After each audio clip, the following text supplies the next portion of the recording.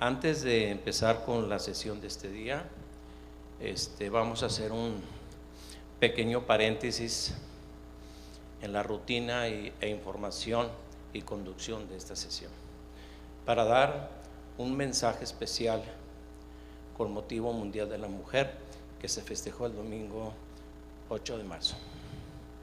Me permito dirigirme a todas las mujeres que están presentes esta noche y en particular a las doctoras. Cada año nos damos cuenta que son más las mujeres que estudian la carrera de medicina y con satisfacción vemos que son más las pediatras que se integran a nuestro colegio. No solo quiero rendirles homenaje, también quiero expresar mi reconocimiento como profesionistas con cualidades y dones que las hacen diferentes seres humanos, que celosamente cumplen con su cometido, con el gran reto para no descuidar al mismo tiempo otros roles de índole familiar y social. La mujer por naturaleza, seguramente ligada a la genética, la torna sensible, dulce, cariñosa, comprensiva, afectiva. Y puedo seguir enumerando muchas otras cualidades que aplicadas a la atención de los niños las vuelven más efectivas para sobrellevar o resolver los problemas de la salud. No olvidemos que el amor es una gran medicina para el paciente y su familia. Finalmente, quiero enfatizar, a nombre del Colegio de Pediatría de Nuevo León, nuestra admiración y respeto, agradecer su presencia mes con mes e invitarlas a participar en la dirección de esta organización. Para dar cierre a este momento, quiero decirles esta frase que desconocemos su autor y que se encontró en un libro: tú, mujer, eres lo más grandioso de la creación y la más fregona. Un aplauso para ellos.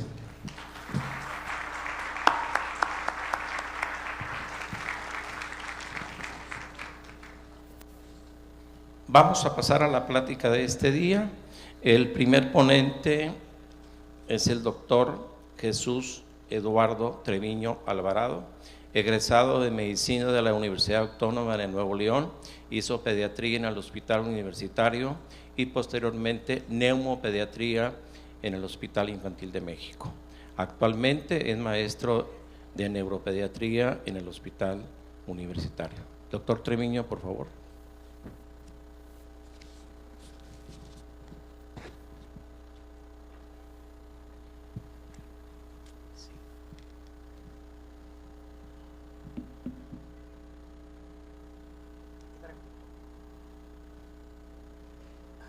¿Sí se oye? Buenas noches.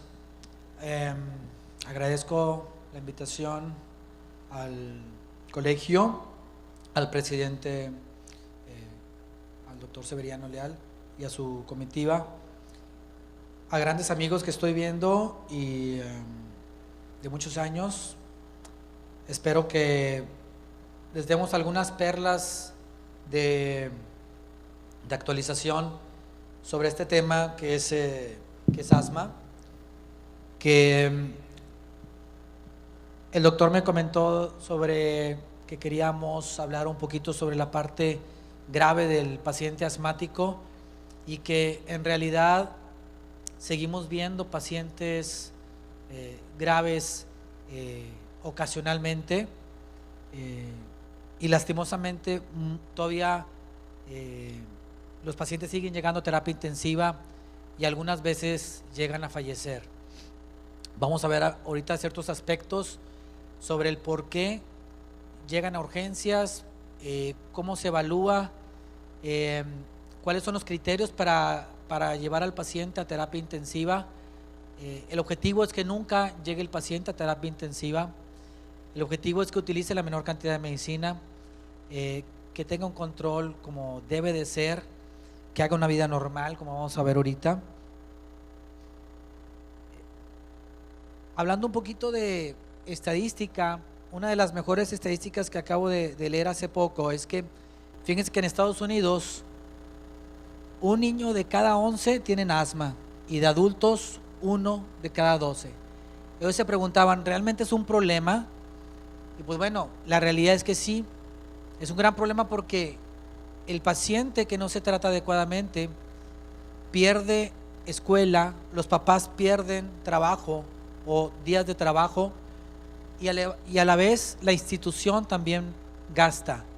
Y es una de los gastos más importantes que tiene Estados Unidos, y si lo ponemos en nuestro país o en nuestra ciudad, es uno de las enfermedades que más se gasta en atención y en costos de medicamentos y de estudios. Y peor si el paciente llega a terapia intensiva, que el gasto se triplifica o se multiplica en forma importante. Y lo que no queremos es, aparentemente en Estados Unidos, cada día fallecen 9 personas por asma, cada día. Entonces estos son los pacientes que no queremos que lleguen, pero los que hemos trabajado en urgencias de los hospitales y que estamos todavía en hospitales donde vemos este tipo de pacientes, pues la verdad es un reto tratar de mejorar a los pacientes que llegan con esa crisis de asma importante y con la angustia de que les falta el aire. Y bueno, las mamás o el cuidador que viene con el paciente, con el niño, pues nos dice eso: doctor, ya quiero que me lo cure, le hemos dado de todo y no se ha mejorado. Hay un gran estrés familiar porque el paciente está problemado y porque se tiene que hospitalizar. Y siempre también le tienen miedo a usar medicamentos, a usar esteroides, a usar la terapia convencional. Y lo primero que tenemos que hacer nosotros es que no nos estresemos como los papás. Lo primero que tenemos que hacer es tranquilizarlos y decirles que vamos a hacer todo lo posible por revertir el problema que tiene el paciente. Definiendo estatus asmáticos es relativamente sencillo. Es aquel ataque agudo que causa una obstrucción severa de la vía respiratoria que no mejora después de 60 minutos de iniciar un tratamiento médico habitual o intensivo. O sea, creemos que el paciente no está en estatus porque tiene que llegar a fuerzas a terapia intensiva. Si uno ya manejó al paciente y no mejora con el tratamiento habitual, ese paciente ya está en estatus asmático. Estatus asmáticos es la crisis de asma que no responde al tratamiento inicial con drogas, broncodilatadoras principalmente. Ese asma severo que no responde al tratamiento convencional, y esa crisis asmática que lleva al enfermo a un cuadro de insuficiencia respiratoria con requerimiento de asistencia respiratoria mecánica en la fase más complicada de estos pacientes. Entonces, ¿qué tenemos que hacer ante la actitud de una sospecha de una crisis de asma que tenga el paciente? Primero, confirmar que estamos ante una crisis de asma. Recordar que no todo lo que silba es asma. Hacer una buena historia clínica y tener la evaluación general del tratamiento que recibió el paciente, qué está detonando el proceso que está teniendo el paciente ahorita. Evaluar también en forma correcta la gravedad de la crisis de asma. Hay ciertos parámetros que vamos a ver ahorita que tenemos que estar evaluando. A veces sí los tenemos a la mano, a veces los tenemos en el consultorio, a veces tiene forzosamente el paciente que estar en urgencias para que se monitorice sus signos vitales. Y detectar a ciertos pacientes que tienen más tendencia a complicarse, a hacer un asma grave. Entonces ya sabemos, hay muchas cosas que ya saben ustedes, no me voy a detener por obvio del tiempo, pero solamente voy a decir ciertos detalles.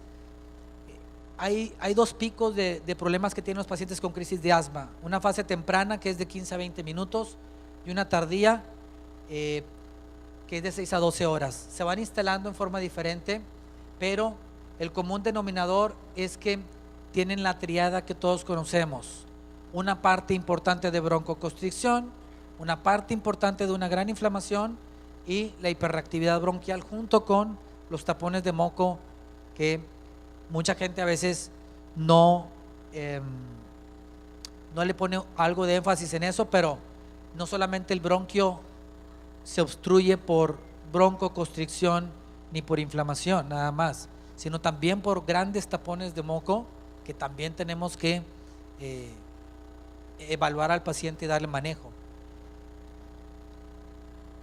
Muy bien. Entonces, esta es la clasificación que está más aceptada en todas partes, y ya sabemos que es leve, moderado, grave o de riesgo vital. Con los síntomas: el nivel de conciencia, uso de músculos accesorios, la frecuencia respiratoria cardíaca, la auscultación, el uso de medicación de rescate. Y bueno, la función pulmonar, yo no estoy muy de acuerdo con las mediciones en urgencias o en la crisis de asma de los pacientes, medirles el FEM, flujometría, peak flow, o una espirometría rápida, porque el paciente no la va a poder hacer. El paciente en crisis es difícil que nos vaya a hacer una buena espirometría. La realidad es que la clínica y algunos estudios nos van a ayudar en dar la evaluación completa del paciente. Dejamos esto en forma ambulatoria, pero los médicos que quieran hacer el FEM o una espirometría en urgencias en un niño con una crisis de asma, la verdad es que el niño se va a acordar de nosotros porque le falta el aire, porque tiene el bronquio sumamente cerrado, y va a decir: oye, ¿cómo quieres que sople si muy apenas puedo respirar? Lo que importa y que no es nada invasivo es la saturación de oxígeno. Y bueno, ya que el paciente empieza a tener un cuadro más severo, pues es donde más nos ayuda la gasometría. Y hay parámetros que tenemos que evaluar para tener al paciente con la clasificación como se debe. Entonces, estos pacientes llegan a urgencias con necesidad de oxígeno, con una gran dificultad respiratoria, con una angustia importante de los papás. Entonces, yo por eso les comento esto, que es lo que está descrito, pero no es muy práctico. Si le hacemos la flujometría y es menor del 30%, es una crisis grave.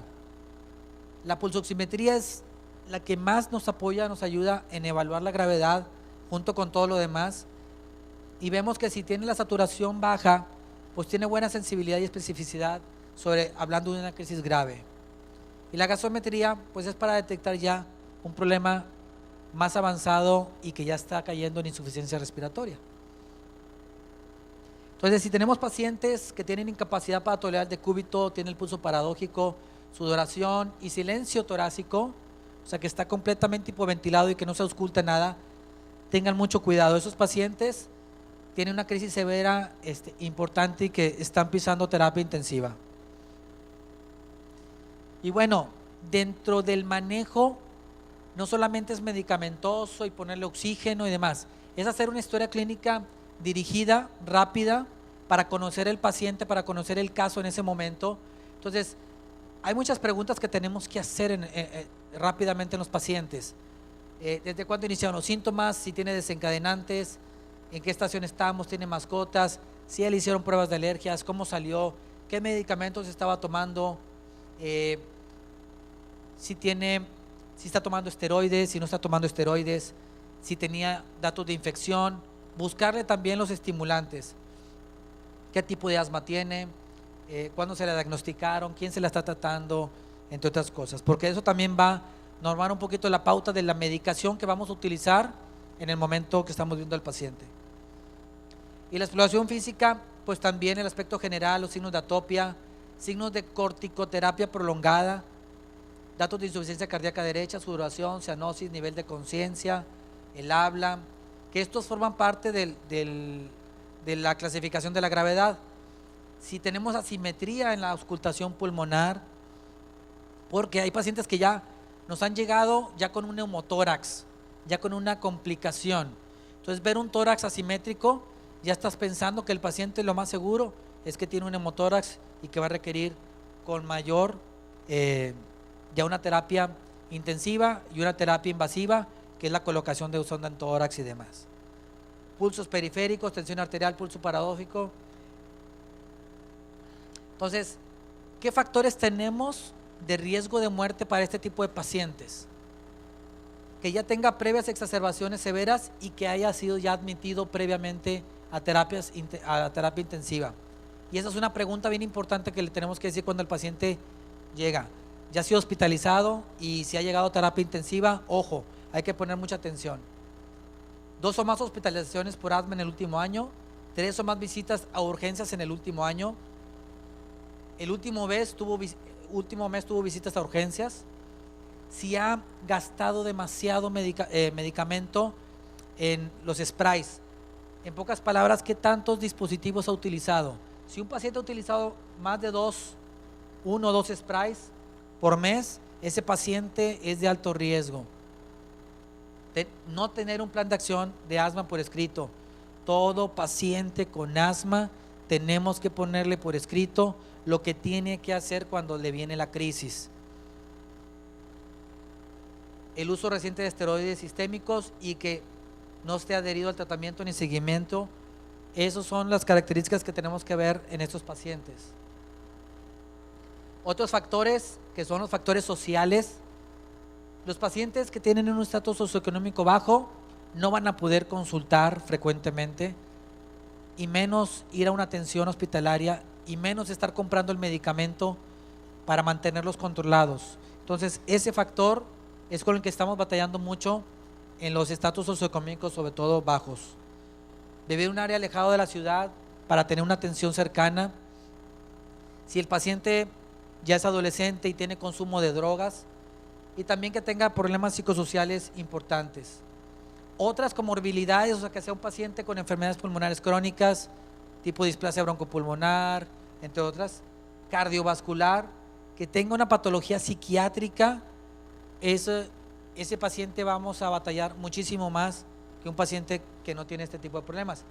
Y otra cosa que ya ampliamente conocemos es la obesidad. La obesidad con asma es muy mala combinación, es una combinación sumamente grave. Ya cada una por separado es delicado. Cuando se junta la combinación de asma con obesidad, es una combinación más problemática. Y ya llegando al manejo de la crisis de asma, ¿cuáles son los objetivos más importantes? Primero que nada, este tipo de pacientes, la gran mayoría, entre más gravedad tenga, más necesidad de oxígeno necesita. Entonces tenemos que manejar esa hipoxemia. Importantemente revertir la obstrucción, reducir también futuras o recurrentes exacerbaciones y evaluar también, detectar y tratar la causa desencadenante. Solamente darle medicamento broncodilatador, mejoró y que Dios te bendiga, pues no. Tenemos que irnos más a fondo a detectar qué está detonando la crisis. Como vamos a ver ahorita, hay muchos detonantes que exacerban el asma. Uno de los más importantes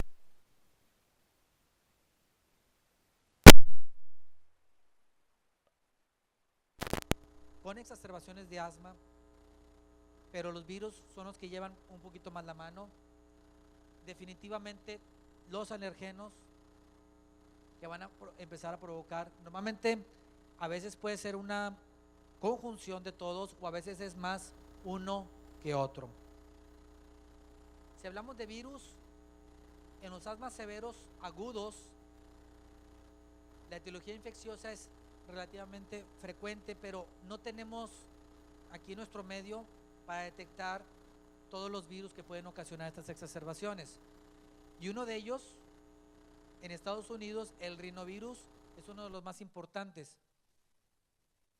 Ocupa las 2/3 partes de las exacerbaciones. Entonces, como ven, tenemos que preguntar y checar todos los posibles detonantes que está teniendo el paciente. Y si el paciente no se le ha dado educación o información de asma, nuestra función desde urgencias, terapia intensiva, ya que damos de alta al paciente, es tratar de también dar cierta forma de volver a educar al paciente para que no se pierdan o que no se eviten los factores estimulantes.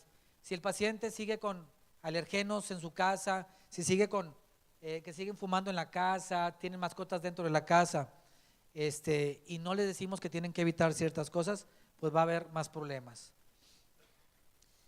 Hablando del manejo, tenemos que, como les comentaba al principio, no nada más nos vamos a acordar del broncoespasmo y darle un broncodilatador, la inflamación, el edema, que es una piedra angular de la enfermedad crónica, y es por eso que los esteroides marcan una pauta importante. Vuelvo a insistir que no nos olvidemos de que el paciente tiene unos tapones de moco importantísimos, y para eso también tenemos que ayudarle con terapias de aclaramiento mucociliar, que es la fisioterapia pulmonar, aunque hay que individualizar cada caso, y no quiere decir que todos los pacientes tengamos que hacerles fisioterapia pulmonar. A lo mejor esto les sorprende, pero estos son tapones de moco en forma de los árboles bronquiales que tienen los pacientes asmáticos, y observen lo que el paciente se le sacó con una broncoscopía.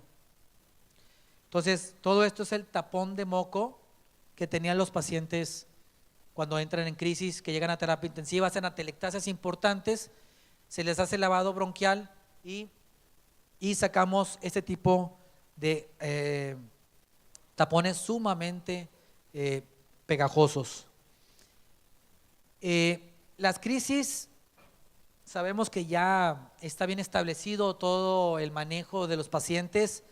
No quiero ahondar mucho por obvio del tiempo, pero cuando clasificamos un paciente con crisis leve, lo más seguro es que el paciente se vaya a ir a su casa. Cuando un paciente lo catalogamos como crisis moderada, hay que estar evaluando en forma especial si nos responde o no para darlo de alta o lo tenemos que hospitalizar.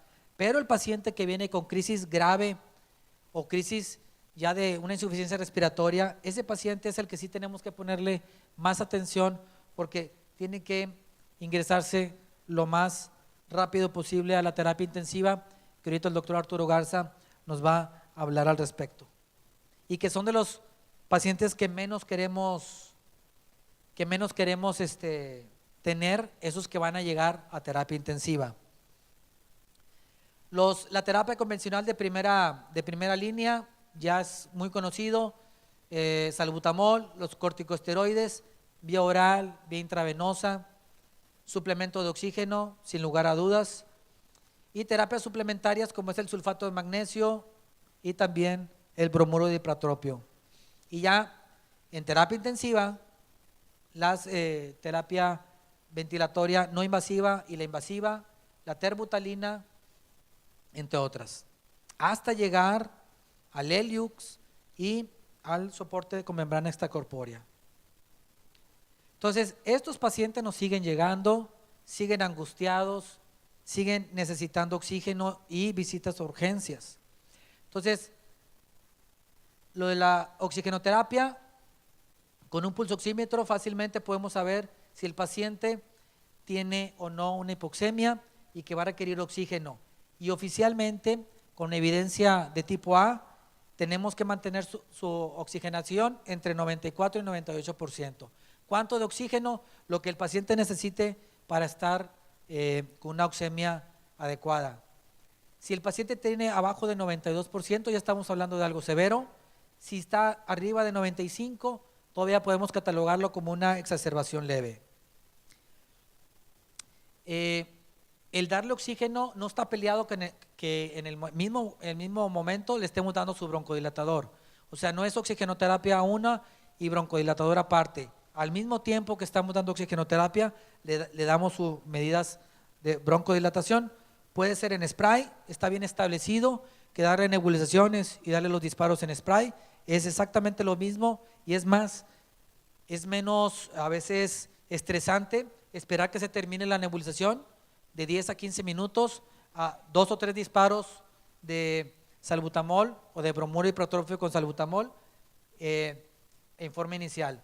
Entonces he visto con evidencia tipo A que con sprays, con un inhalador dosis medida, con espaciador es más eficaz. ¿Qué tan frecuente? Pues también depende de la respuesta y se puede agregar en las crisis severas o de moderadas a severas, se puede ya agregar bromuro hipertrópico, aunque hay tendencia a utilizar desde un principio la combinación de salbutamol con bromuro hipertrópico, que ya hay combinaciones desde hace muchos años. Al evaluar la respuesta en 1 hora, tenemos que ver si los síntomas persisten al iniciar el broncodilatador. Si persisten, tenemos que adicionar 2 a 6 disparos de salbutamol cada 20 minutos por 1 hora o nebulizado. Si no hay respuesta, ya tenemos que hospitalizar al paciente. ¿Por qué? Porque tenemos que ya darle un curso de esteroides orales o intravenosos. Si los síntomas mejoran alrededor de 1 hora, pero recurren a las 3 o 4 horas, este paciente tenemos que dar más frecuentemente la dosis de salbutamol, 2 o 3 disparos cada hora y esteroides orales. Todavía observar en urgencias, o si los familiares están ya bien conocidos con la enfermedad del paciente y tienen un acceso rápido al hospital, se pueden ir a la casa con manejo, pero si ven que no es posible eso, es mejor que se queden en el hospital. Si falla la respuesta después de 10 disparos que se fueron administrando de 3 a 4 horas, es mejor que se hospitalice. Siempre tenemos que estarlo reevaluando. A veces es un manejo dinámico, podemos decir cada hora, pero puede ser cada 15, 20 minutos, cada 30 minutos, según también el trabajo que se tenga, porque en urgencias no va a ser el único paciente que tenemos. Igual en terapia. Si responde rápidamente y no recurre en 1 o 2 horas, pues bueno, este paciente se va a ir a su casa y se va a seguir administrando cada 3 o 4 horas el salbutamol. Si los síntomas persisten por más de un día, hay que agregar esteroides. Esto la verdad no se sale, es de las guías de GINA. Esto último que he platicado es de las últimas guías del GINA, la Iniciativa Global contra el Asma. Y en exacerbaciones severas, pues seguir utilizando los esteroides. Muchos médicos todavía siguen teniéndole miedo a los esteroides y le pasan ese miedo o ese temor a los mismos papás y familiares, y la verdad que es uno de los mejores medicamentos para las crisis de asma. Entonces tenemos que administrar el esteroide cuando creamos que sea conveniente, oral o vía intravenosa. El sulfato de magnesio, ese también se puede utilizar en urgencias, pero no está bien establecido su uso al menor de 5 años, pero se puede considerar su uso según la crisis que tenga el paciente. Y también está ahorita no solamente el intravenoso, sino también la parte de nebulizar sulfato de magnesio isotónico, que son 150 miligramos, en la terapia coadyuvante y con el salbutamol. Pero solamente se ha establecido en pacientes que los estamos usando en la primera hora de la crisis, y se dan también por 3 dosis, como administrar también el salbutamol en conjunto con el sulfato de magnesio, pero todavía no está recomendado 100%, todavía están los estudios en ciertas fases, pero lo que más está ya bien establecido es la terapia intravenosa. Tener cuidado con el uso de sulfato de magnesio, porque también tiene ciertos efectos secundarios. Se tiene que aplicar en una infusión de 20 a 60 minutos y solamente se da una dosis única inicial. Entonces, es difícil saber si el paciente va a responder o no al tratamiento. Entonces, el estatus hace referencia a una crisis de extrema gravedad y de duración prolongada.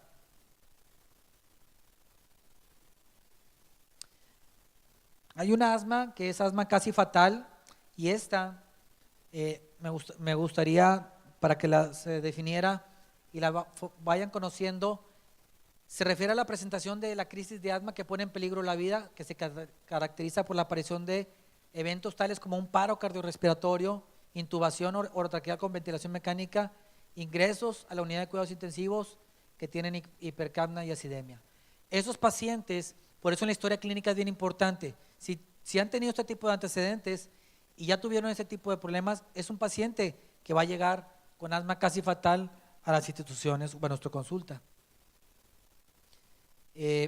Estos pacientes se evalúan clínicamente y funcionalmente con la gasometría y con el tipo de crisis que pueda tener el paciente.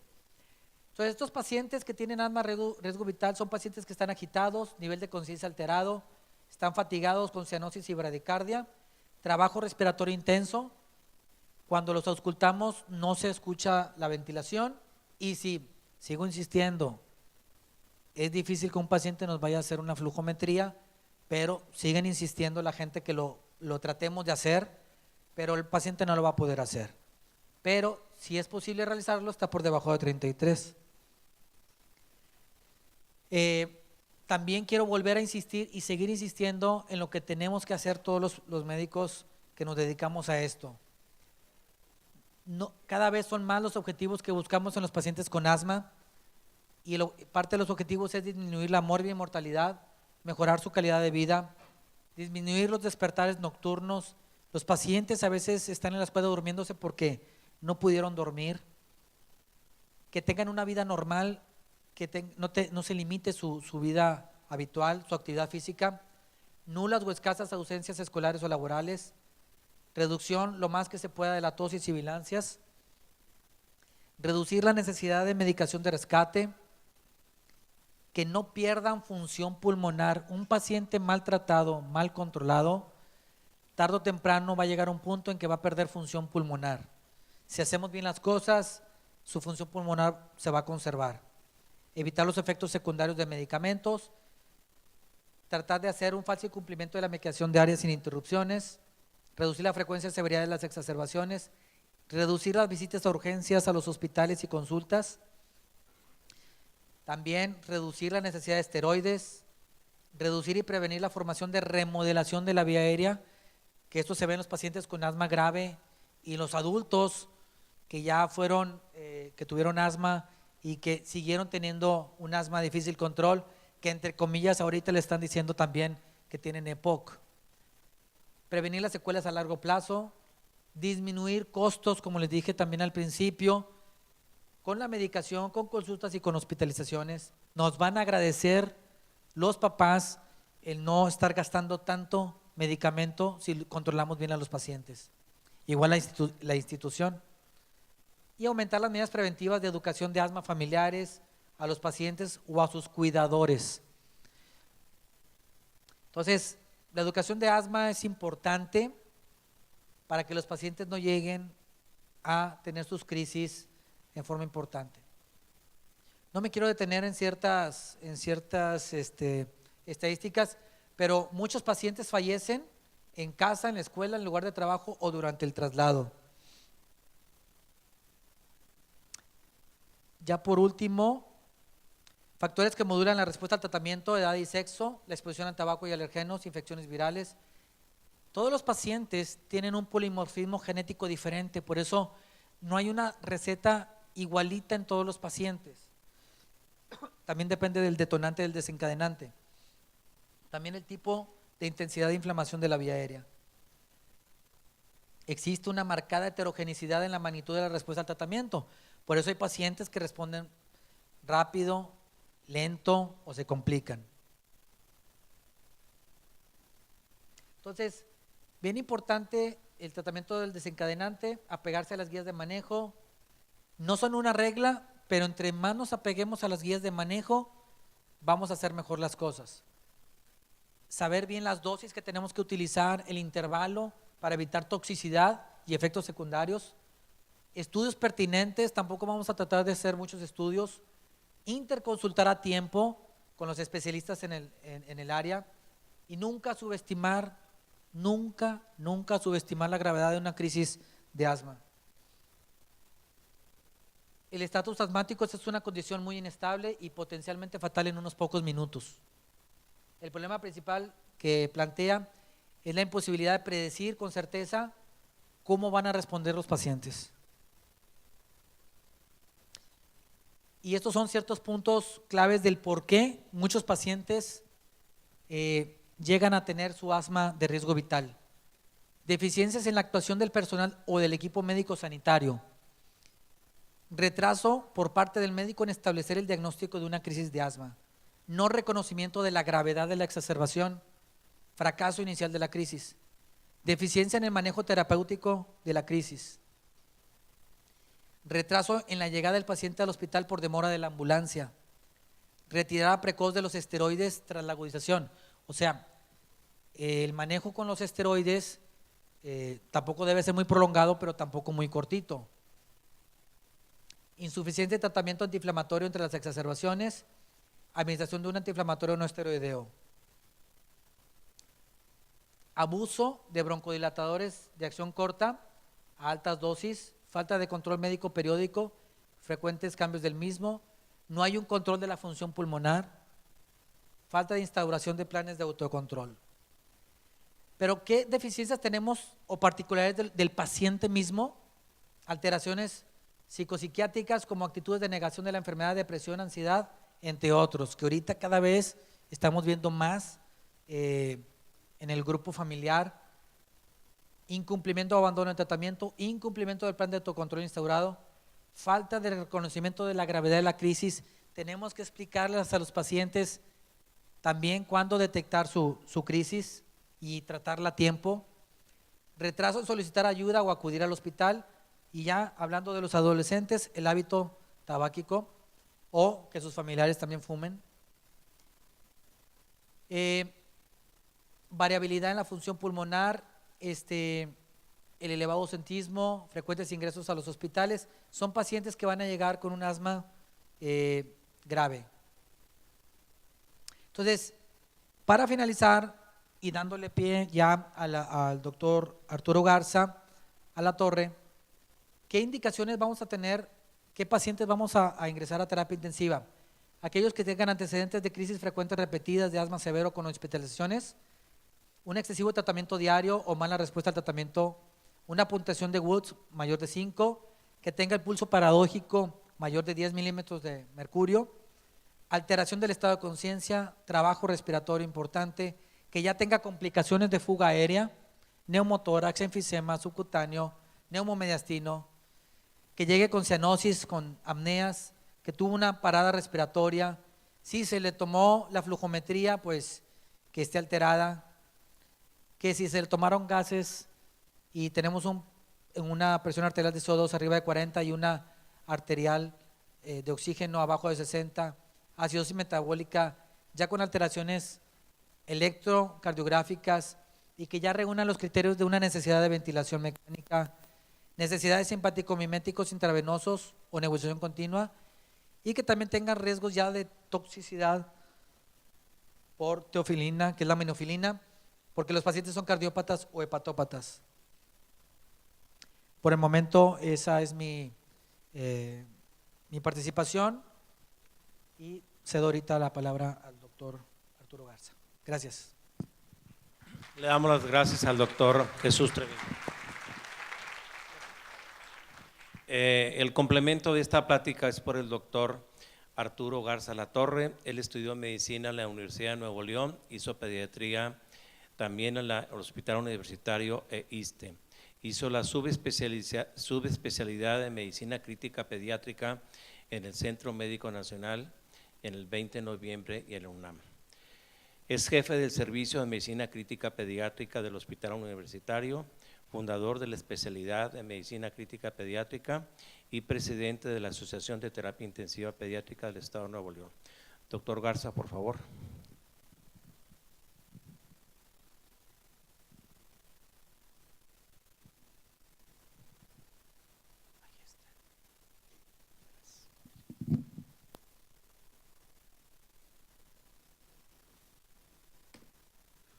Buenas noches, es un gusto estar aquí. Me voy a estar moviendo un poquito porque soy un poquito inquieto y como que estar aquí, espero que no pase lo de Juan Gabriel, ¿verdad? Lo de la caída. Sí, también. Es un gusto, gracias doctor Severiano por haberme hecho la invitación a participar aquí en el colegio. Un grupo entusiasta de médicos que fui testigo cuando yo me gradué en el año 1990, que sesionábamos en el Hospital Muguerza y hemos visto cómo ha crecido gracias al empuje de todas estas gentes que son líderes de opinión y que han hecho más grande cada vez, con el doctor César León Flores aquí también presente. Vamos a pasar la primera.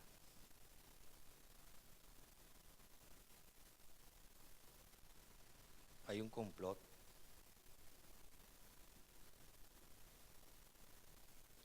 Bueno, siempre la tecnología nos hace jugadas. Sí, ¿verdad? Es que no me las aprendí. Vamos a ver. Esa es. Muy bien. ¿Y cómo le cambio? 40. Okay. Entonces no me voy a poder mover mucho porque tengo que cambiarle yo desde aquí. Muy bien. Ya algunos de los conceptos, o la gran mayoría de los conceptos, fueron vertidos por el doctor Treviño en forma excelente. Y no me voy a detener mucho en volverlos a repetir, no tiene ningún caso. La idea aquí es ver al paciente cuando ya está emproblemado realmente, que después de la terapéutica que ya iniciaron inicialmente los pediatras, posteriormente el neumólogo, pues ya nos llega a nosotros y ya no tenemos para dónde hacernos. Entonces ya volteamos para atrás y no hay ninguna forma de escabullirnos por ahí. Esto ya es lo que mencionaba el doctor Jesús Treviño y aquí hay esta diapositiva, los factores de riesgo de muerte que ya mencionaron algunas de ellas, los bajos niveles socioeconómicos y las residencias urbanas, te llama la atención ese aspecto.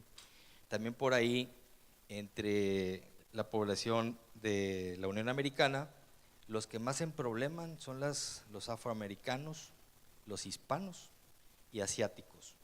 Por alguna razón o circunstancias son los que más en problemas y son los que más llegan a las unidades de cuidados intensivos. Los factores de riesgo del asma fatal, que ya fueron mencionados por el doctor Jesús Treviño, y veamos la fisiopatología, que es algo muy importante. Empieza la activación y desgranulación de mastocitos, y agregando a todo lo que se mencionó previamente, a mí me gustaría adherir algo que evoluciona en estos pacientes en terapia intensiva, les decimos el enemigo silencioso, que es la hipertensión pulmonar. Ocasionalmente estos pacientes, como tienen una evolución en la cual hay hipoxemia persistente, aún a pesar del manejo, existe el reflejo de vasoconstricción pulmonar hipoxémica, que eso genera que el paciente tenga mayor problemática para oxigenar. Eso lo vamos a ver posteriormente. Hay una marcada desgranulación de mastocitos, acumulación de eosinófilos, y hay hipertrofia y la hiperplasia del músculo. Veamos aquí, esto es muy importante. Existe, si recordamos la ecuación de Poiseuille, donde habla de que la resistencia depende mucho del radio del diámetro de la vía aérea. Entre más pequeña la vía aérea, más obstrucción, mayor resistencia. Si hay más resistencia, hay mayor turbulencia del aire. Y si hay mayor turbulencia, llega menos al alvéolo, que es donde está la unidad alvéolo capilar para el intercambio gaseoso. Entonces es un círculo vicioso. Se cierra más y hay más turbulencia. Hay hiperinflación dinámica. Esto ocurre muchas de las veces también en los pacientes con bronquiolitis. La compresión dinámica específica, el paciente, la expiración que normalmente debemos de hacer pasiva, se convierte en activa.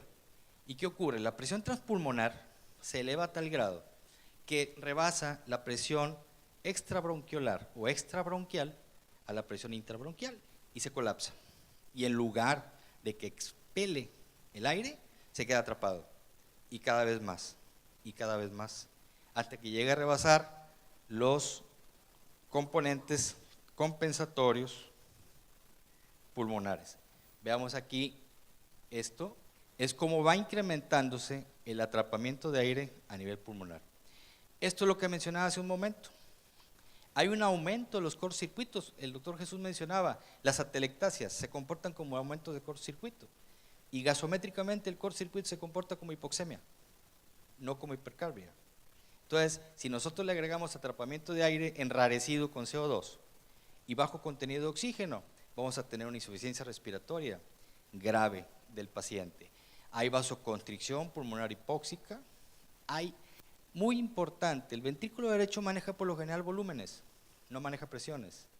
Si nosotros le incrementamos la presión en forma importante, el músculo ventricular derecho no va a funcionar y eso va a generar que no haya un buen gasto cardíaco derecho. Disminuye el retorno venoso a la aurícula izquierda y eso disminuye el gasto cardíaco izquierdo y se convierte en una falla cardíaca global. Si nosotros no intervenimos para disminuir la precarga del ventrículo derecho, vamos a llegar a un aumento de la poscarga biventricular y fracaso hemodinámico. Es ahí en algunos pacientes que tenemos que agregarles soporte inotrópico, que no tiene nada que ver con la broncodilatación. Y hay disminución del gasto cardíaco. Bueno, esto es lo que ya mencionaron. Las presentaciones, que puede ser de dos formas: deterioro gradual en días o semanas, o la instalación abrupta en menos de 2 horas. Y esto puede conducir, si no actuamos con prontitud, vamos a llegar a un paro cardíaco hipóxico y o neumotórax en el paciente pediátrico. No me voy a detener en esto, tampoco en esto. Y la evaluación clínica del asma, estamos hablando de la escala de Good-Downs, que ya es bastante viejita, pero aún sigue teniendo vigencia en nuestra actualidad. Clasificación de la severidad de la crisis asmática, depende del estado mental, que esto nos habla de un estado de hipoperfusión cerebral con hipoxemia. Uso de músculos accesorios, y aquí lo que nos interesa, lo que nos compete en este momento es el riesgo de falla respiratoria. El paciente está confuso, somnoliento, tiene uso de músculos accesorios que da la impresión que se va a cansar. Tenemos que ayudarle de alguna manera, darle saturación de oxígeno por arriba, mantenerla arriba de 90, y estos pacientes la mantienen por debajo, y la frecuencia cardíaca ya tienden a producir bradicardia o taquicardia extrema. El asma severa con el asma aguda crítica, pues básicamente lo mismo, eso viene en cualquier lugar. Una evaluación clínica que nos sirve y nos es de mucha utilidad es el pulso paradójico, lo que nosotros le decimos en terapia intensiva el delta P, la delta de presión. Es el gradiente que vemos con la fase inspiratoria. El paciente no llega al nivel de la fase expiratoria. ¿Esto qué ocurre? Cuando el paciente inspira, en lugar de llenar en forma adecuada el ventrículo izquierdo, no hay una buena cantidad de sangre y no hay una buena tensión arterial. El paciente exhala y vuelve a su nivel normal. Este es un signo ominoso, grave, extremo, en el que tenemos que hacer algo rápido y que sea efectivo.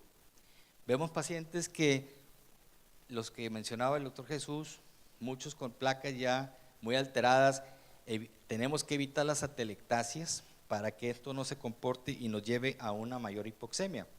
Los gases sanguíneos básicamente están casi a un lado, con el advenimiento del quinto signo vital, que es la oximetría de pulso, que nos vino a salvar muchos piquetes y muchas punciones a los niños. Eso es de mucha utilidad, la oximetría de pulso.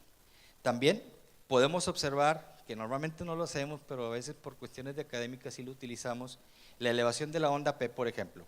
La onda P normalmente debe ser como un brazo corto y un brazo más larguito. Pues aquí se comporta como en tienda de campaña. Los dos brazos tan altos, tan picuda. Esto nos habla de, como le decían antes los cardiólogos, onda P pulmonar. Nos habla de hipertensión pulmonar. No necesitamos un ultrasonido en este momento para poder diagnosticar esto. Podemos hacer, también vemos que el eje está desviado a la derecha, donde los niños normalmente ya está desviado hacia el lado izquierdo. Y la espirometría solamente va a ser útil en mayores de 5 años. Los criterios de ingreso a la terapia intensiva, pues los que ya mencionaron hace un momento, y debemos de iniciar el manejo desde la sala de urgencias, y es un importante factor predictor la respuesta inicial. Mantener oxigenación, alivio rápido de la obstrucción con fisioterapia, reducción del broncoespasmo, la inflamación, tratamiento de trastornos hemodinámicos.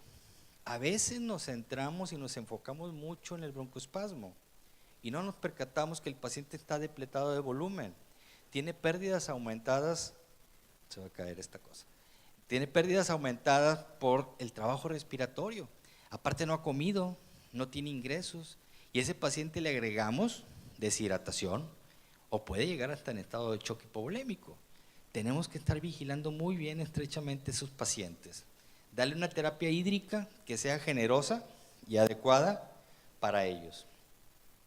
Debemos de darle oxígeno a todo paciente que le dificultoso, que maneja respiraciones aceleradas, ponle oxígeno y después averiguas, para que después ya no tenga que pedir la placa, ya vi que trae una telectasia, ya vi que trae un neumotórax. No, tenemos que agregar inicialmente de entrada oxígeno para poder mantener saturaciones entre 92 o 95% o una presión arterial de oxígeno por encima de 80. Algunos pacientes tienen inestabilidad hemodinámica, como lo mencionamos, tienen grado variable de hipotensión, pueden tener arritmias, ¿sí? Sobre todo aquellos que están sometiéndose o tomando medicamentos que tienen efectos taquicardizantes y que lo han utilizado en forma indiscriminada. Hay que dar una adecuada expansión de volumen, hay que limitar, ahorita lo vamos a ver, los volúmenes tidales y la aplicación temprana de epinefrina parenteral son elementos claves en este tipo de pacientes. Los broncodilatadores, ya los mencionó el doctor Jesús, los medicamentos de primera línea son los beta-2 agonistas, hay que darle inicialmente 6 disparos en menores de 5 años y 2 en mayores de 12 años. Yo recuerdo cuando estaba residente o recién egresado, le dábamos los disparos al tubo endotraqueal, pero yo nunca vi que se dilatara un tubo porque todo se quedaba en el tubo, nunca llegaba nada hasta el bronquio, hasta allá adentro. Entonces tenemos que darlos en nebulización constante, con micronebulizadores, para que penetre la partícula hasta donde debe de llegar. Muchas de las veces se queda en el conector del tubo, entonces no es efectiva esa terapia y nos quedamos con la idea de que ya le pasamos 6 disparos en los niños menores de 5 años o 2 en mayores de 12 años cada 20 minutos o un disparo por cada 3 kilogramos de peso aproximadamente.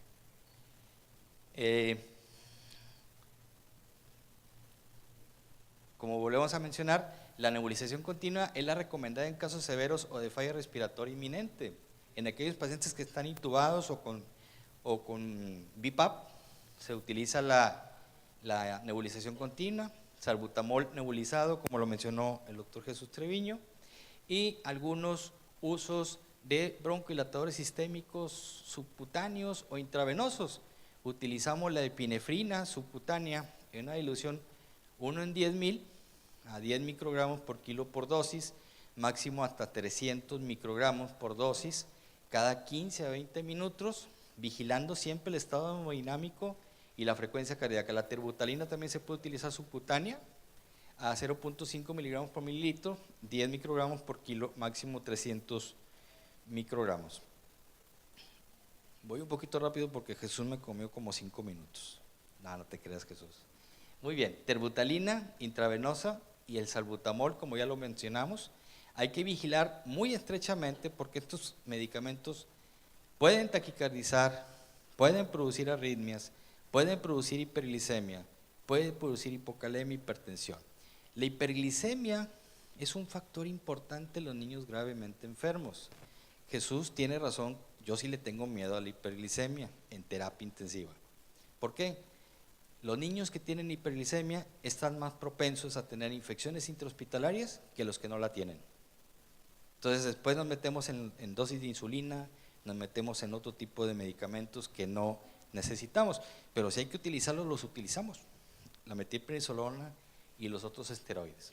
Vean ustedes pacientes que están hiperinsuflados, su catéter central, vemos que se ve todo muy oscuro, el diámetro anteroposterior muy ampliado, y llegamos a los corticosteroides. Estos son básicamente para el proceso inflamatorio, revierten en una hora la taquifilaxis para desensibilización de los receptores B y tienen un efecto de 6 a 12 horas posteriores. Se utiliza la metilprednisolona, la prednisona o la hidrocortisona a 10 miligramos por kilogramo de inicio y 5 miligramos posteriormente. Los anticolinérgicos, el bromuro y pratopio, como ya se mencionó previamente, se pueden utilizar en dosis con inhalados media de 2 a 4 disparos cada 20 minutos en la primera hora. Sulfato de magnesio. El sulfato de magnesio no solamente ayuda a broncodilatar y es sedante también, sino también vasodilata. Y eso nos ayuda a veces. Hay un trabajo por ahí que hizo el doctor Isaías en el hospital universitario, donde manejaba la hipertensión pulmonar con sulfato de magnesio, el recién nacido. Esta es otra cosa. Pero sí es efectivo, a veces lo utilizamos en el paciente con crisis de hipertensión pulmonar, que ya se salió de todo el contexto del manejo de los cuadros, algoritmos de manejos a los pacientes. Se puede utilizar de 50 a 75 miligramos por kilo en 20 minutos, máximo 2 gramos, o en infusión continua de 10 a 20 miligramos por kilo por hora aproximadamente. Hay que vigilar la presión arterial sistémica. La teofilina y la aminofilina es una gran controversia. ¿Por qué? Porque su margen terapéutico es muy estrecho. Su toxicidad es muy rápidamente se puede presentar. Entonces necesita una vigilancia estricta en un área donde haya cuidados intensivos con monitoreo, vigilancia, para que no lleve a un efecto secundario. Ayuda al centro respiratorio, es diurético, disminuye la resistencia vascular pulmonar y mejora la contractilidad diafragmática, pero también dilata el estómago y puede producir hipoquinesia del estómago. Y si el paciente no está asegurada su vía aérea, se puede broncoaspirar. Entonces hay que tener mucho cuidado en ese aspecto. Bicarbonato, lo puse adrede en rojo, todos los demás eran en amarillo. Hay que tener mucho cuidado con el bicarbonato. Si nosotros tenemos al paciente que no tenemos asegurada la vía aérea, el bicarbonato va a ser un gran enemigo. Este se convierte en CO2 y agua y podemos emproblemar aún más a nuestro paciente. Solamente en aquellos pacientes que tienen necesidad de soporte hemodinámico y que tienen acidosis metabólica, lo podemos utilizar. ¿Por qué? Porque las aminas no funcionan en la acidosis. Tenemos que mejorar el pH de nuestro paciente. Los sedantes, hay que quitarle la angustia al paciente. Algunos de ellos hasta te refieren dolor. Entonces hay que quitarle la necesidad, quitarles tu angustia de que ellos van a estar solos en área de urgencia, no están los papás, y va a llegar con gente que desconoce y eso le genera aún más estrés. Se puede utilizar la ketamina, que es broncodilatador también. Su único problema es que genera mucho moco y entonces eso puede problemar. Antibióticos, quitar las infecciones, porque a veces son los detonantes. Si es que identificamos algún germen, hay que ir por él y atacarlo. El monitoreo estricto que debemos de utilizar con la capnografía, la saturación, frecuencia cardíaca y la tensión arterial para mantenerlo dentro de los rangos normales. Pasamos ya al paciente que requiere soporte ventilatorio. Es el paciente que no mejoró su pH, su CO2, su oxigenación. Hay que darle ventilación, ofrecerle el beneficio de la ventilación no invasiva. Actualmente hay varios equipos, varios aparatos que podemos utilizar el BiPAP con una IPAP, presión inspiratoria, para distender la vía aérea y la presión expiratoria. Esto no me debe de retardar nunca la decisión de intubar a un paciente. Si el paciente está sumamente grave, lo vemos muy fatigado y el paciente está cansado, el paciente no puede entrar a este tipo de asistencia ventilatoria. Debe de reunir algunas cualidades, algunos pacientes que estén conscientes, pacientes como somnolientos con estado mental alterado, pues no nos va a ser de mucha utilidad. Debemos de tener un paciente más consciente, más tranquilo, y hay formas variadas de darlo con mascarillas que pueden abarcar nada más la nariz o que abarcan nariz y boca, dependiendo la edad del paciente. Hay monitoreo de la ventilación invasiva. Hay algunos estudios que han utilizado el bi-level, la presión de la vía aérea positiva, en el tratamiento del estatus asmático. El doctor Bers, él hizo un estudio en la Universidad de Texas, en el cual fue retrospectivo, tuvieron 83 pacientes en BiPAP, en un año, 88% de ellos tuvieron bien tolerado y con mejora en los parámetros. 78% de ellos tuvieron que pasar a la unidad de cuidados intensivos para su vigilancia. Otro estudio por ahí, la ventilación no invasiva, que se hizo por el doctor Mayordomo Colunga y publicado en el Pediatric Intensive Care Unit, acá en Oviedo, Asturias.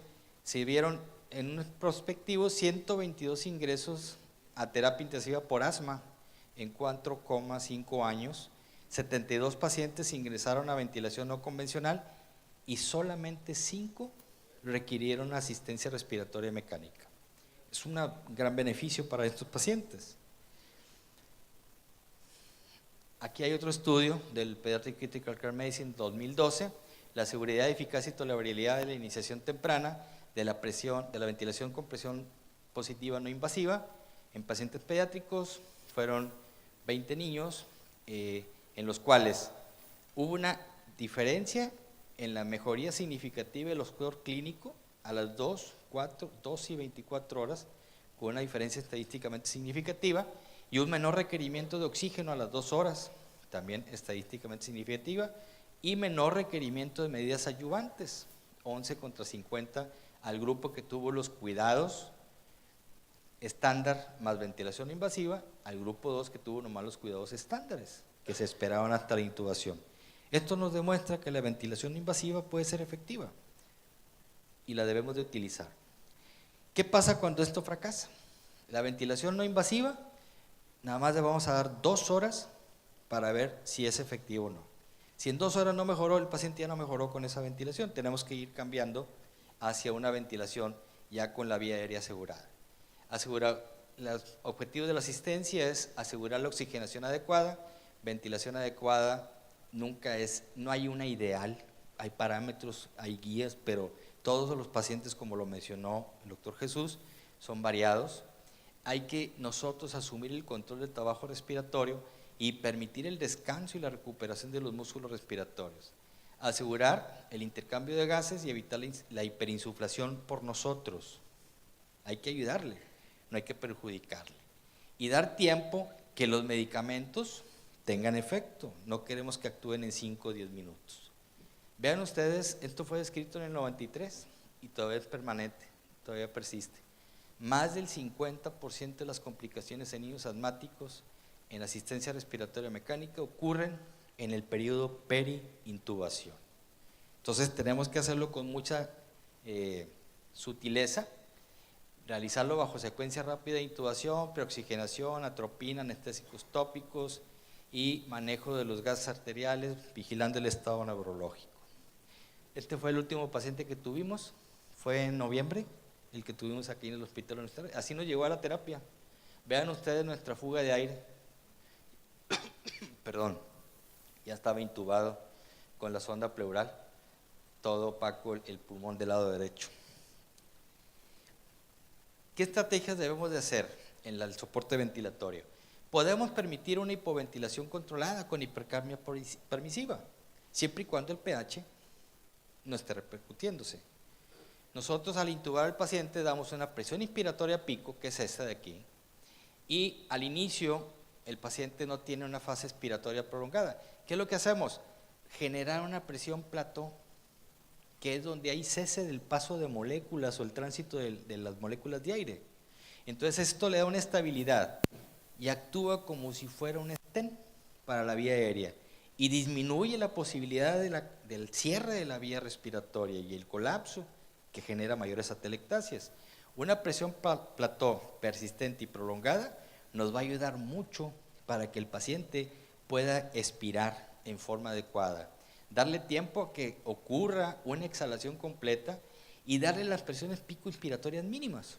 Eso es lo que nosotros estamos buscando. Vean ustedes aquí cómo la espirometría, perdón, la capnografía, aquí es la normal, pero acá en la de arriba va en ascenso la curva y va reteniendo CO2. Esto ya no me va a detener, lo que vimos hace un momento, y la curva de insensibilidad pulmonar se altera. Quisiéramos que estuviera un poquito más gordita para acá, para que generara menos presión. ¿Qué se recomienda? darles volumen, presión, volumen regulado por presión, con un PEP que nos ayuda al efecto Sten, con un valor bajo de 2 centímetros de agua por encima del autopip. Ahorita vamos a ver lo que es el autopip. Si hay una situación hemodinámica adecuada sin compromiso, dejar rangos ventilatorios invasivos no dañinos. La presión de plató debe estar por abajo o igual de 30 centímetros de agua. Hay que evitar la hiperinsuflación de estos pacientes. Darle FiO2 del 100% y se va a disminuir gradualmente hasta el 90-92%. Y darle rangos fisiológicos por debajo de los fisiológicos. Un parámetro es tomar en cuenta lo que el paciente trae y en base a ello tomarlo como un parámetro para administrarle lo que damos en el ventilador. Tratando de mantener una relación inspiratoria-expiratoria de 1 en 3 a 1 en 5 o hasta 1 en 9 para que la fase exhalatoria sea prolongada y que eso beneficie la salida del CO2. Aquí, la parte de abajo es una ventilación donde sí la exhalación llega hasta la línea basal. ¿Qué pasa con nuestros pacientes de estatus asmáticos? Llegan hasta la línea verde, por debajo del 0. Y esto es lo que se denomina autopip. Hay atrapamiento de aire y nosotros no debemos de generar mayor atrapamiento de aire. El PIP extrínseco se puede utilizar, es controversial, pero nunca debe de rebasar el PIP intrínseco que el paciente trae. ¿Cuándo vamos a deshabituar a un paciente de la ventilación?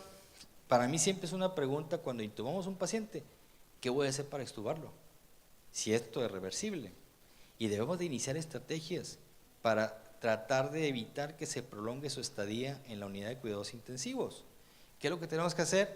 Pues cuando empieza a ceder la broncoconstricción, que disminuye la hiperinflación dinámica, el autopip, empezamos a disminuir el CO2, la presión inspiratoria cae por debajo de 30 centímetros de agua, y eso nos ayuda a irlo deshabituando.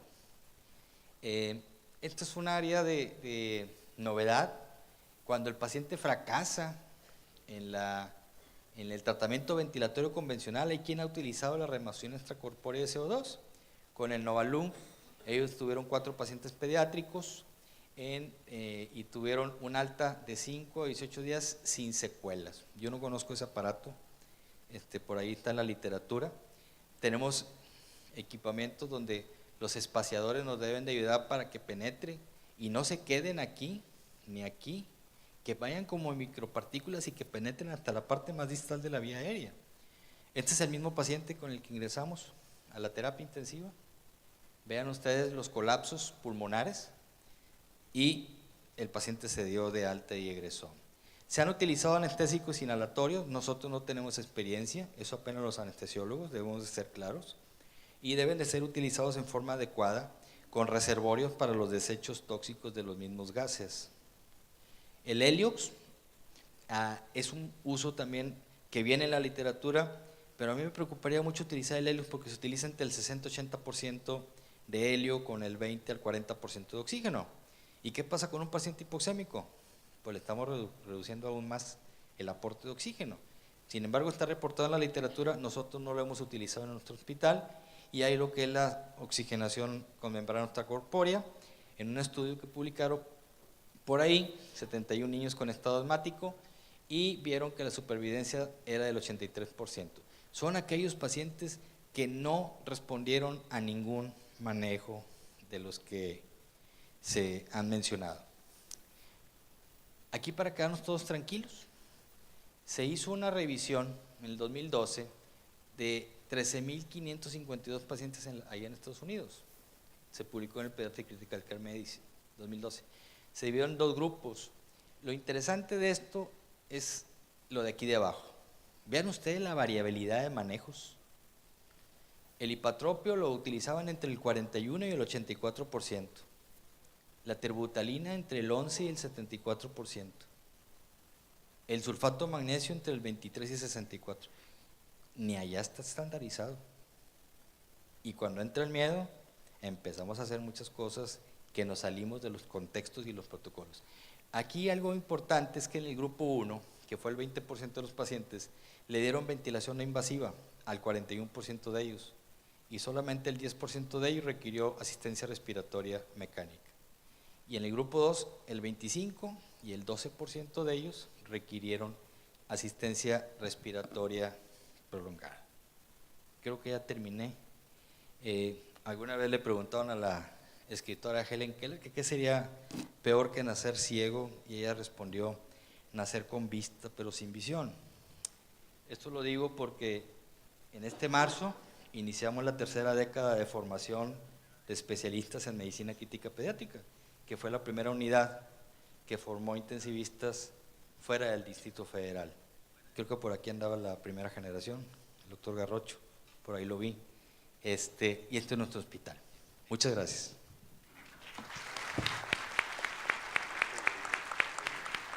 Le damos las gracias al doctor Arturo Garza Latorre por su presentación. Le voy a pedir por favor al doctor Treviño que pase aquí al frente para unas preguntas que tenemos por ahí.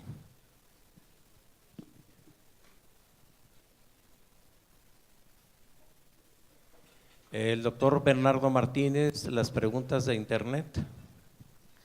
El doctor Daniel González Gaitán, después de la primera hora de inicio en el tratamiento de urgencias, ¿recomienda sulfato de magnesio? En asma grave, sí. Si está catalogado como asma grave que no ha respondido, sí. Pero hay ciertas también terapéuticas que dicen que es más factible darle otra ronda de broncodilatador o agregarle bromuro de pratropio antes también del sulfato de magnesio. Recordar que, como comentó el doctor y también yo les había hecho el comentario, hay que tenerle respeto al sulfato de magnesio. Entre menos lo utilicemos es mejor. Otra pregunta del doctor Jesús Gerardo Guajardo, indicaciones de aminofilina en la sala de urgencias en crisis severa. Bueno, ya es cuando el paciente ya rebasó la primera y la segunda línea de tratamiento, es cuando se debe de indicar la aminofilina. Volvemos a repetir, el margen terapéutico de la aminofilina es corto, entonces debemos de utilizarlo con mucho cuidado y debe ser siempre después de los beta-adrenérgicos, siempre después de los corticosteroides y de los atropínicos como el bromuro hipertrópico, que en la actualidad ya casi siempre se maneja en conjunto el salbutamol con el bromuro hipratropio. Es en el momento en que se recomienda utilizar la aminofilina. Y también, de preferencia trasladar al paciente a terapia intensiva porque sí requiere monitorización. En urgencias es difícil tener un paciente con una infusión de aminofilina con un estado grave y sin una monitorización adecuada y que requiera más cuidados de terapia intensiva. El doctor Gonzalo Lagunes Rivera, en crisis asmática, ¿es más útil el salbutamol o el bromuro de hipatropio?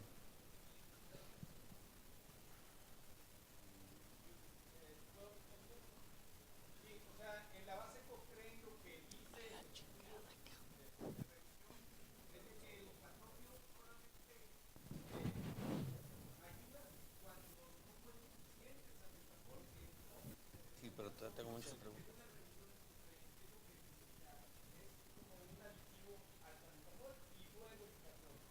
Sí, de primera intención tratar de utilizar salbutamol, de primera intención ya sea en spray o nebulizado, la dosis adecuada porque la respuesta del tratamiento va a depender que demos bien la dosis y la vía de administración también adecuada. El agregar bromuro hipratropio, que es la combinación de salbutamol, que es agregarle el bromuro hipratropio al salbutamol, estamos potencializando el efecto broncodilatador con un anticolinérgico. Se puede utilizar también de primera intención y también depende muchas de las veces lo que tengamos a la mano, porque si a la mano tenemos esa combinación, pues es la que vamos a utilizar. Si solamente tenemos salbutamol, pues es lo que vamos a utilizar. Cualquiera de las dos se pueden utilizar. El doctor Jesús Gerardo Guajardo, ¿cuál es la relación de enfermedad viral respiratoria como detonante del estatus asmático? como cualquier estimulante, el proceso de infección en un paciente, si está bien controlado, el buscarle una causa no solamente alergénica, sino también infecciosa, tiene que ser una regla general en los pacientes. Lastimosamente a veces no podemos detectar todos los virus y no hay un tratamiento específico para los virus, a menos de que sea el virus que sea de la influenza. Tenemos el antiviral efectivo, pero los virus forman parte del estimulante, no hacia llegar hacia estatus asmático, sino hacer una exacerbación que te da la crisis de asma, y ya el paciente va a responder al tratamiento según también su estado previamente asmático, bien controlado, su estado nutricional, entre otras cosas. Pero está bien establecido que uno de los detonantes, de los gatilleros importantes en las exacerbaciones de asma son las infecciones virales. El doctor José Luis Acevedo, de iniciar esteroides IBM, ¿sería de primera elección el uso de hidrocortisona o metilprednisolona? Yo considero que cualquiera de las dos opciones es buena. Sin embargo, el médico con el que esté mejor familiarizado es el que debe de utilizar. Cualquiera de las dos opciones están descritas que funcionan, ninguna ha desplazado a la otra. Hay quienes inician con metilprednisolona, hay quienes inician con hidrocortisona. Puede usarse cualquiera de las dos. La doctora María de Jesús Martínez, ventajas entre los esteroides de acción rápida y de vida media, pues yo creo que acaba de ser contestada. Hay otra pregunta que dice que la aminofilina ni la habían mencionado, y pues yo creo que es por los efectos secundarios tan adversos que puede tener y que se necesita mucha monitorización, ¿verdad? Las demás gentes que se están comunicando los felicita por una excelente plática. Muchas gracias. Si hay preguntas con los médicos aquí presentes. Una pregunta más, perdón, déjame nomás una pregunta más, del doctor Juan Héctor Martín. ¿Cuáles son las complicaciones neurológicas de los niños con asma grave o casi mortal? Bueno, todo eso depende del estatus en lo que uno tome al paciente y la repercusión hemodinámica que pueda tener. Obviamente es directamente proporcional al grado de hipoxemia, es directamente proporcional al grado de isquemia que puede haber a nivel cerebral por estados hemodinámicos alterados. Si nosotros revertimos rápidamente, no es que los niños aguanten mucho, sino que hay cierto grado de tolerancia, la distensibilidad cerebral y la vascularidad cerebral permiten que, aunque haya bradicardias o haya bajos niveles de oxígeno, pueden tolerar sin tener repercusiones a corto, mediano o largo plazo. Sin embargo, si el paciente llega con saturaciones por debajo de 85 persistentes, aún y a pesar del soporte con oxigenoterapia y con estados hemodinámicos trastocados, esos pacientes pueden tener repercusiones importantes, irreversibles, que les van a dejar secuelas. ¿Qué porcentaje? No los he visto descrito como tal, pero es básicamente nosotros debemos de enfocarnos en prevenir esa lesión secundaria, que es la que debemos de actuar en forma enérgica. Perdón, adelante. Sí, así rápidamente, ha sido una de las mejores pláticas que nos ha tocado presenciar aquí. Muchas gracias. Respecto a los virus, dicen los gringos que el año pasado un rinoenterovirus D68 fue el principal causante de los ingresos por asma en Estados Unidos, el D68. Y respecto a ese mismo tema, y como ya lo han mencionado, hay que ver al paciente integral, y a veces tiene problemas en la nariz y problema en la tráquea aparte del asma, o sea, tiene una laringotraqueitis y asma, o sea, y entonces no hay que dejarle de lado otros diagnósticos posibles. Respecto al doctor de la dexametasona, como ya lo mencionó bien el doctor Garza, hay algunos autores, o sea, eso es lo que está establecido. De hecho, parece que la hidrocortisona 10 miligramos, ahí no estoy muy seguro, me parece que tiene un la potencia esteroidea mayor que la metilprednisolona a 1 o 2 miligramos, me explico. Y para esto algunos inclusive mencionan dosis muy elevadas de metilprednisolona en un inicio para atacar los cuadros muy agudos, y hay una gran tendencia a utilizar dosis muy elevadas como pulsos de esteroides con el paciente que está sumamente grave, y luego ya vuelves a otros niveles. Respecto a la minofilina, ahorita hay una tendencia en Estados Unidos a proscribirla. Prácticamente todos los estudios que vienen en la base Cochrane de esto, en el LSBI de la Biblioteca Nacional, dicen que no tiene efectos. Yo pienso que hubiera que ver subgrupos, o sea, pienso que no están bien protocolizados los estudios, jerarquizados. Total, que no han demostrado que sea útil para disminuir la estancia hospitalaria, no ha demostrado ser útil para disminuir los ingresos a UCIN, no ha sido útil para disminuir la mortalidad. Así de feo está. Y luego ellos mencionan muchísimos efectos secundarios. Aquí hay muchísima gente de segundo y tercer nivel de hospitalización, que tenemos 5 diarios con aminofilina en el hospital, y solamente vemos los efectos adversos después, porque tiene un efecto acumulativo. Entonces hasta después del tercer día empezamos a ver los efectos adversos. Nosotros no manejamos dosis tan altas, de hecho muchas veces en el segundo nivel manejamos dosis de 3 miligramos por kilo en vez de los 5 o 6 que se utilizan. A veces podemos empezar con 5 y 6 y luego disminuir bastante nuestra dosis. No hemos visto más que muy pocos efectos adversos, casi siempre empiezan a vomitar. Y entonces tenemos aquí en Monterrey muchísima experiencia, muchísima gente de esta. Tienen 5 o 6 pacientes diarios con aminofilina y no han tenido los problemas que tienen los gringos. Yo siento que ellos sí abusan de la aminofilina, pero en realidad no se ha demostrado, ellos no han demostrado la utilidad de la aminofilina, y sin embargo para nosotros pues nos está salvando vidas. Y los vuelvo a felicitar de veras, o sea, con todo respeto, muchas gracias. ¿Alguien más? ¿Alguna pregunta? Bien, les damos las gracias a los doctores Arturo Garza y Jesús Treviño por su presentación.